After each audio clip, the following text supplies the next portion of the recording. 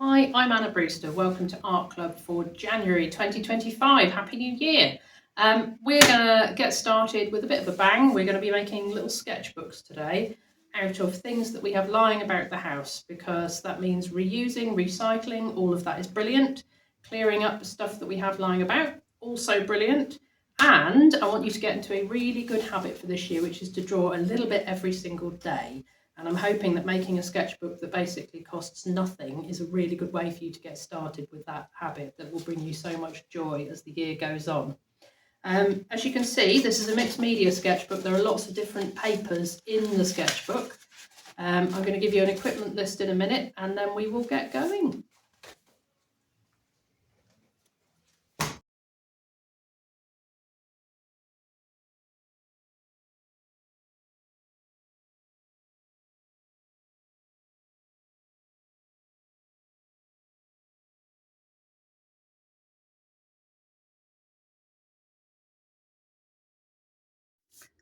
Okay, so first things first, we need to think about what we're going to make our sketchbook out of, and I am going to use an old greetings card for the cover. So this is one that from an old range that I had of paintings that I did before, but this is exactly what you need. It's just whatever you've got lying about, or if you haven't got anything lying about, any old bit of card that you can fold like that will do as the cover for your book. So put that to one side. We'll be using that in a minute. Let's put that there. Now, I've got a selection of paper here, and I'm a bit of a paper hoarder, so I've got a lot of different sorts of paper. This is like a canvas textured paper. Got some old calendar backs. There's a little bit of watercolour paper here that got a bit grubby. I've got some craft paper, you know, the brown stuff that you get. I've got some tracing paper that can be quite fun. I'll get a sheet of that out. If I can get a sheet of that out, let's have a look. There we go. And I've also got my incredibly expensive planner from 2021, which was, it didn't get as much love as it could have done, let's put it like that. So I shall have a couple of sheets of that as well, because I quite like these little boxes. And as you can see, I failed to write anything in them. What was my goal for that month? We shall never know. Okay. It's a shame, it was a nice planner, but there you go. Yeah, and some more paper as well. So I've got a heap of different types of paper here. None of it is expensive. It is all just scrap. And what I'm going to do is I'm going to make sure that I've got the right size first off, and then we're going to have a little bit of fun with these. But I think it will help if I do this first. So all I'm doing, do you know what would be better if I wasn't resting on the rest of them? That's better. I'm just going to draw around roughly where the edges are going to be. Now, you could do it any size you like, really, but the idea here is that you are creating a book out of junk, and therefore, for your good intention, you can just keep drawing in it without worrying about the fact that it costs lots of money. Oh, look, that almost fits exactly. Maybe I will leave that one how it is for now. Ditto that one. The hardest thing is finding time to draw a little bit every day, and I think a lot of people are put off by posh paper and worrying about wasting paper. And I get through paper, I burn through paper at a horrifying rate. So what I try and do is I always try and reuse whatever I can, whether that's making collage paper out of leftover paint scraps or just using paper on the back. Most watercolour paper you can use on both sides without any problems whatsoever, so I will often do that. So if you buy one of my pictures, you might find you've got a bonus one in there, something on the back of the canvas, or on the back of the paper rather. So the idea here is to make a pad that challenges you to use it in different ways. Should we have a couple of... No, we'll just have one sheet of that. I'll put that one there. You could use anything. You could use newspaper. You could use, old calendar pages. old books. Maybe you've got some books. In fact, that's not a bad idea. I might see if I can find any old books kicking about, out of date phone directories or whatever's going on. Just put that in the corner there. This is just quite an odd thing. This is like a canvas paper, which I think is probably really for acrylics, but I'm going to just bung some in there anyway. So now I've got a pile of paper and I know roughly where I'm going to be making marks on them, because what I want to do before I put all of this into the pad is rough it up a bit and just make it a little bit more interesting. So I'm going to get all the bits and pieces I need for that, and then we'll get going. Right, so I've got a vast array of things here now. I've got some gesso. This is almost just like undercoat for acrylic painting. So if you've got any old house paint lying about, that might work. Who knows? We can give it a go. I've got some crayons.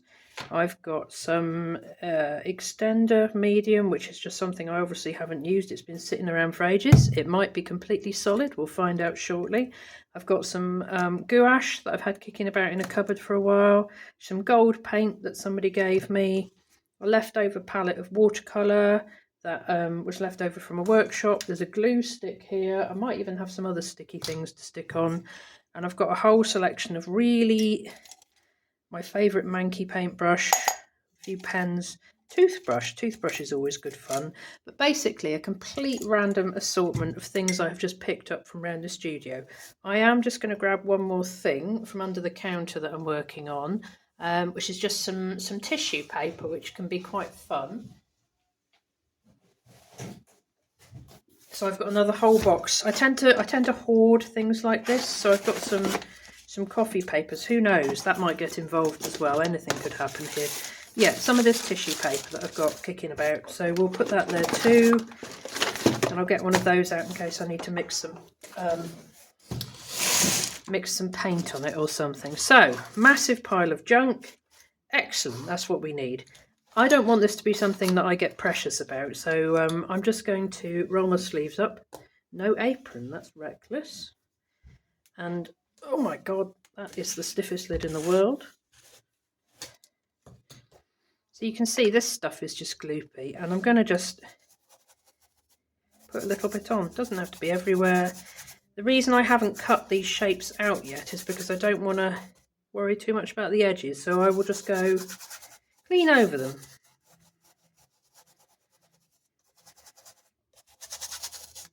And all I'm doing is I'm just making the surface a little bit more interesting, so that when I come to paint or draw on this, I can kind of work around what I've done already. Now, as I say, I'm not going to put it everywhere. I'm going to put a little bit on. Then what I'm going to do is I'm going to put that to one side. And that's all I'll do for that particular one. So he can go to one side. Now let's have a look at something else.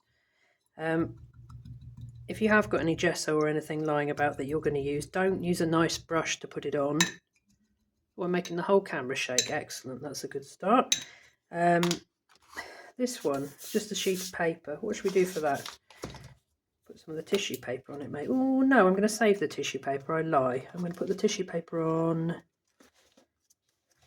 this one, because I think that might be quite interesting. So we will go with some PVA glue. This is where you raid the kids' art supply box, which happens quite a lot in my house, but that is partly because actually my house is full of art supplies, so mainly the kids are raiding my box half the time. Okay, so I'm just putting some glue on this one. Try not to get the layers too thick, because otherwise it will take an absolute age to dry. And we shall pop some of this on. I think this came out of a shoe box or something. It just looked, you know, looked interesting.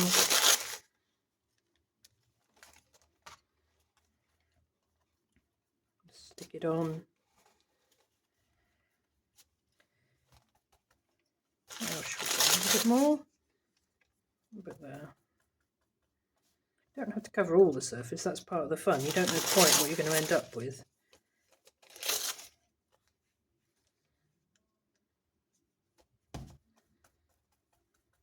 Just use the slightly gluey brush to kind of stick it all down. And bits may drop off as you're drawing, and that adds to the fun, you know. So maybe that's all I'll do for that. And you can see this is really kind of rough and ready. Let's put it to one side.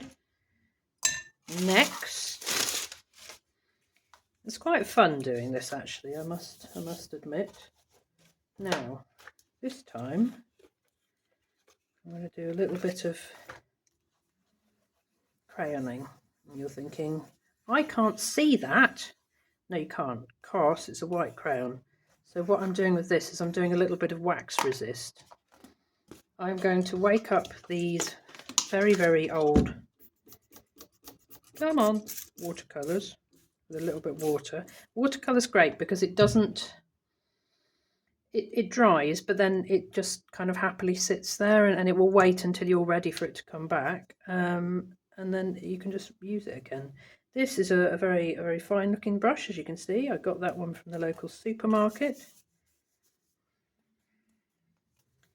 I'm going to put a background on this. This piece of paper was the back of a calendar. So it's not a particularly fancy piece of paper, but you can see more so on the red bits that where I've put the crayon, that is starting to just show the lines of the crayon through. So that's the wax is repelling the water, and that's going to make quite a nice background, I think. So put that one over there. What next? Oh, we're onto watercolour paper. Now this had a bit of an accident with some pastels, so it's a bit gnarly. That's fine. I think we'll get some more of the paint on this one. Use this horrible brush again. I love a horrible brush. They make me very happy. And this one's going to be a nice blue page. And this is kind of the fun thing. You know, normally you might work through a sketchbook in order, but the whole point of this is you don't have to work through it in order. You can paint or draw on whichever page is speaking to you at the time. So if you're thinking, you know what, I fancy something blue today. There we go. That's just a really nice, this is really horrible paper. As you can see that the size has gone on it, which means that the coating on the paper has gone a little bit funny with age because it's been sat probably next to a radiator in my house for a while, and the top layer is trying to lift off a bit, but it doesn't really matter because if I know that, I can use it for drawing rather than painting on. So that's another one done. I haven't even got onto the gouache yet. Now, ooh, tracing paper. I might leave that one as it is. Because I quite like the idea of tracing through something. So yeah, we'll leave that one, that's fine. The diary pages. Ooh, well, I'm quite fancying some more of the gesso, if I'm honest. So let's just grab another brush. So many brushes. I'll just paint around them.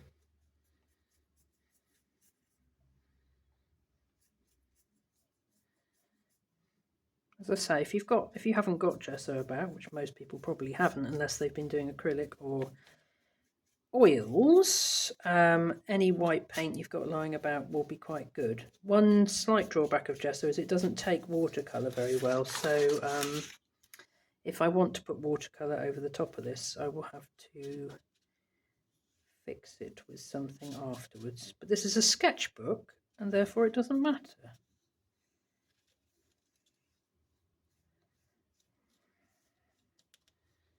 That's quite enough. That's just, yeah, just a little bit of fun here. We're just mucking about here. There we go. So that's page there. I'm running out of places to dry these things now. I've got another one, so I think I will do that with one of these colours, maybe a little bit purple. This is gouache. This tube was very cheap. I think the whole set was something like £3. And gouache is basically watercolour paint with a whole bunch of chalk in it. And I am going to get it quite wet. As you can see that there. Can you see that? Yes, you can. Perfect. Just get it a little bit wetter than I would normally. And I'm going to get a rag. And I'm going to just do a little bit of wiping on this one with the rag.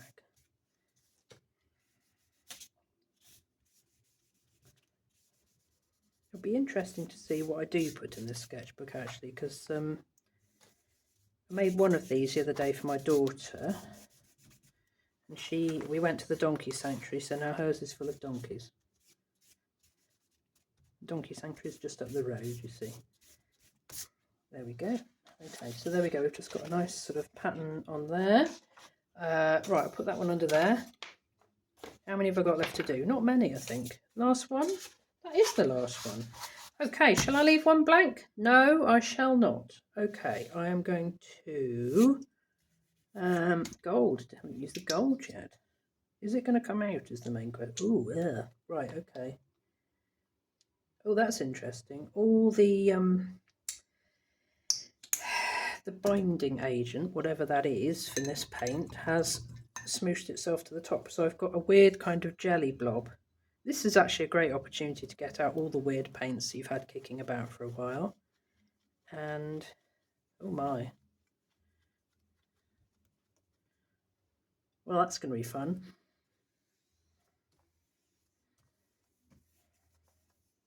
I've got to be honest, don't know if this is going to dry. I guess we'll put it on a radiator and find out. That's quite a nice gold actually, because it's very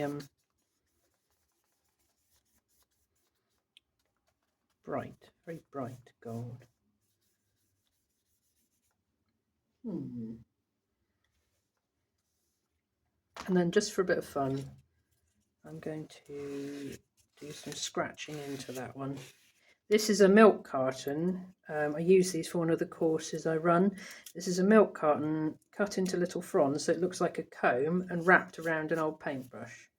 And it's quite fun for making marks with ink and just having a bit of a play. So I'm going to use it to just do that with. So you can see now I've got these scratches and scrapes. I don't know if you can see that. Yeah, you probably can. Scratches and scrapes in the paint. So I will pop that in there. Hasn't actually made as much of a mess as I thought it would. I'm going to let all these layers dry and then I'll show you what we do next. So we've got our dry bits of paper now, and what I'm going to do is I'm using, as we say, we've used this as the template for our book, and now all I need to do is cut these out.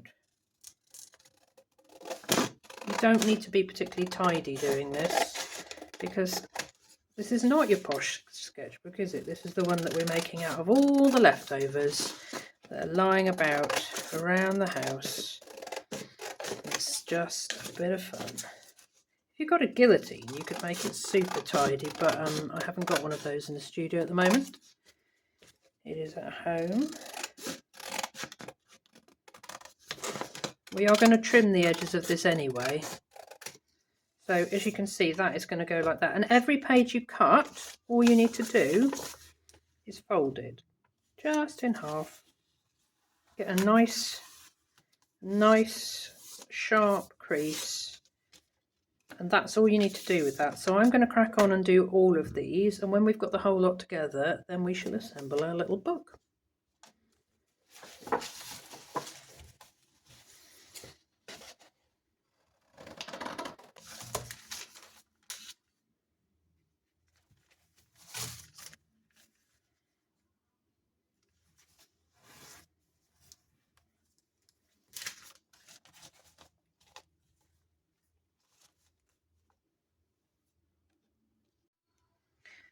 So we've got all our bits of paper here, and you can see some of them are a little bit curly, but that won't matter.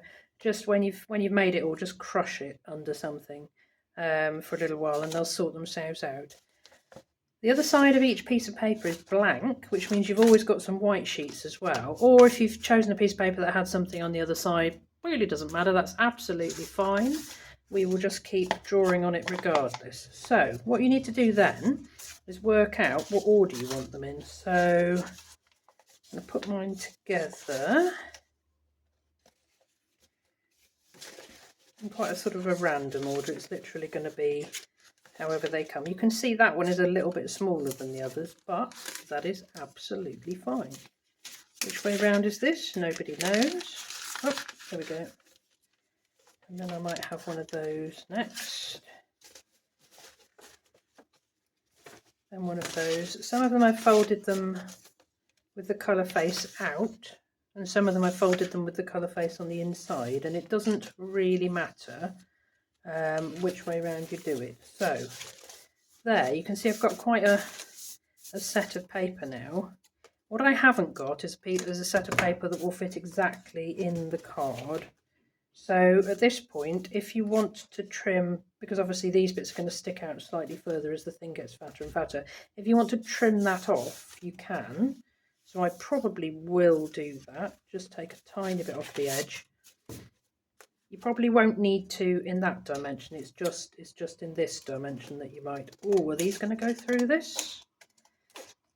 Are they now?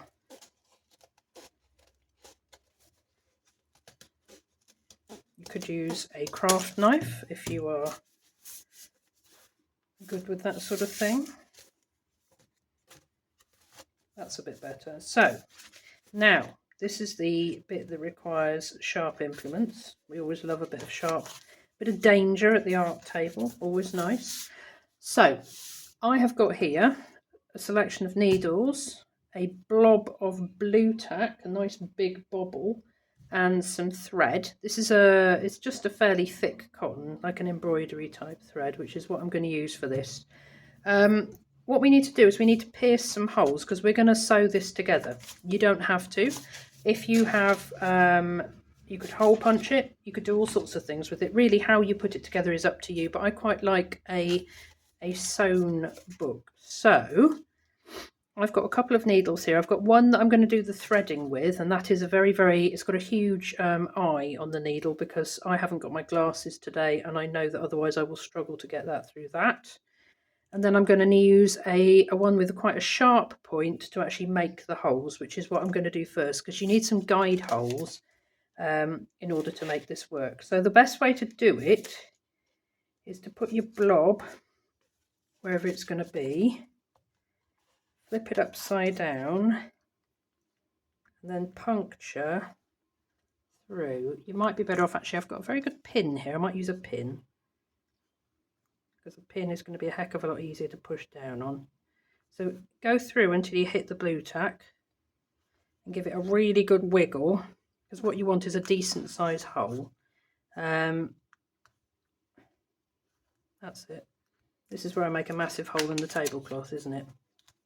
No, astonishing. Right, I'll do another one about... You could measure this, you could do it one bit at a time. There are loads and loads of ways of doing this very properly, and if you look on the internet you'll find all sorts of things about bookbinding that will give you a starter on how to do this sort of thing, which is tremendous fun. I make quite a lot of little books. Whoop, there it goes. Big wiggle. I'm just going to go for a really simple binder, so I'm just going to use 2 together, but you could put in stitches all the way down. So blue tack out the way, let's thread this.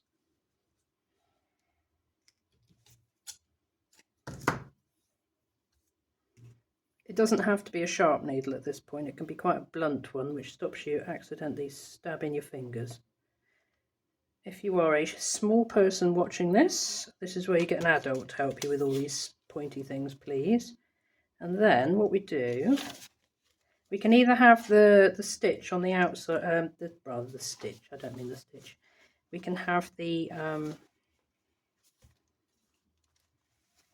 knot on the inside or the outside. You can go through it in pieces, you don't have to get through all of it in one go, because if you've got your holes now. So I haven't made a knot on this, I'm just going to go through them one at a time. 2, 3, careful with, if you've got any tracing paper or thin paper like that, just be a little bit careful. 4, this is quite a big book actually, I got a bit carried away. Where's the hole? Come on. I knew that layer would be the hardest to do because the card, that is something to bear in mind. If you're doing it with card, it will be harder to push the needle through. 6.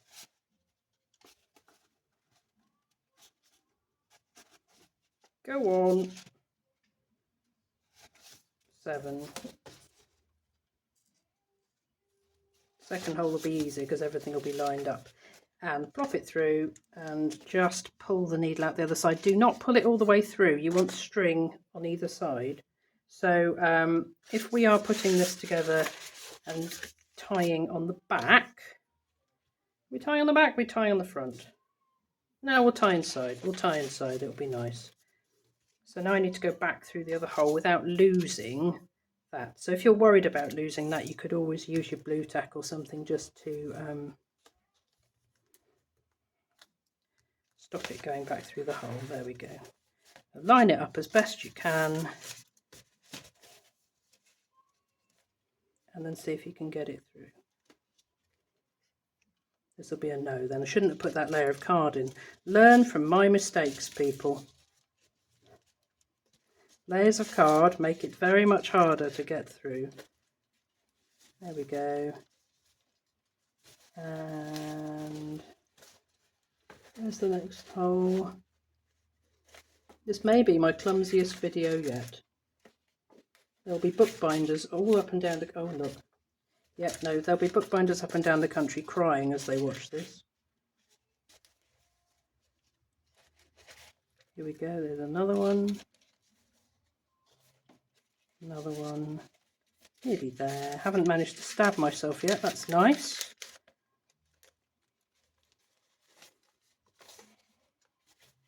Oh, she nearly did it then.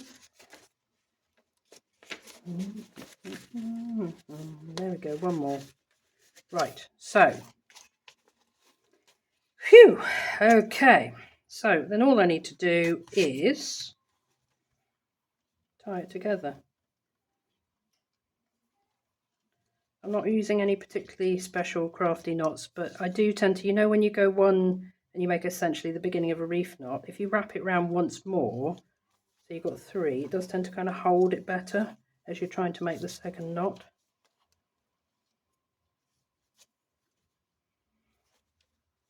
I'll just do a third just to make absolutely sure it doesn't escape. Then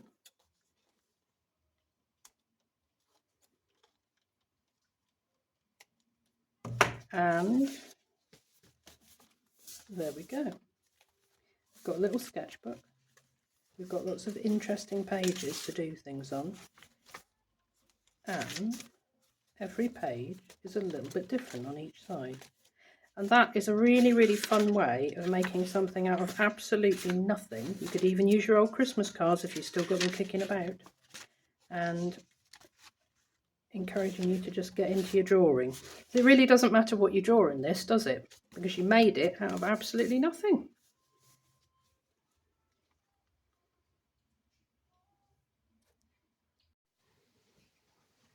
Okay, so that's about it for January, and I hope you've had a bit of fun making one of these books at home.